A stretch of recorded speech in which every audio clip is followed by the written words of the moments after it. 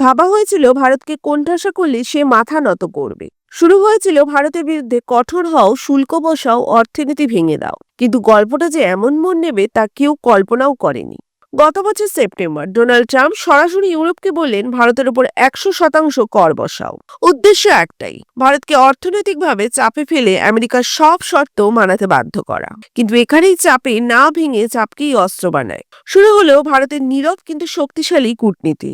একজন নয়, একের পর এক ইউরোপীয় নেতা এলেন ভারতে। বন্ধ দরজার আড়ালে চলল বড় পরিকল্পনা।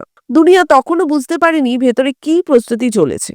আর তারপর জানুয়ারিতে খবর বেরোলো ভারত ও ইউরোপ করতে চলেছে বিশ্বের সবচেয়ে বড় বাণিজ্য চুক্তি। The next weekend, I will travel to India, but we are on the cusp of a historic trade agreement. Indeed, some call it the mother of all deals. 26 জানুয়ারি প্রজাতন্ত্র দিবসে ইউরোপের শীর্ষ নেতারাই ভারতের প্রধান অতিথি এবং 27 জানুয়ারি চূড়ান্ত সিল পড়তে চলেছে সেই ঐতিহাসিক চুক্তিতে।